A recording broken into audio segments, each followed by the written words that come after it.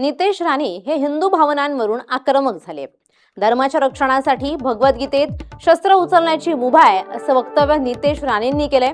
जिहादींना सोडणार नाही असं देखील नितेश राणे म्हणतायत. अंडी फेकण्याचे प्रकार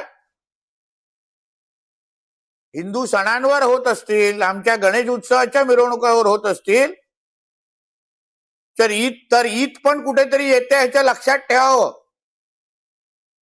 ईदचा दिवस पण येईल, मोहरमचा दिवस पण येईल. आमच्या भगवद्गीतेमध्ये शस्त्र उचलण्याची पण मुभा दिलेली आहे. धर्म रक्षणासाठी, धर्माच्या रक्षणासाठी शस्त्र उचलू शकतो असं आमच्या भगवद्गीतेमध्ये लिहिलेलं आहे, लक्षात घ्या.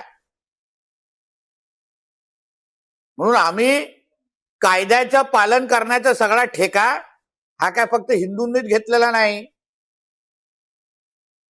सर्व धर्म समभाव, सेक्युलर फिक्युलर हे सगळे जे काही टेप रेकॉर्डर चालवणारे हे जे काही कोण कार्टे आहेत ना, मग ते आता कुठल्या वेळात लपलेले आहेत. आणि म्हणून अशा पद्धतीच्या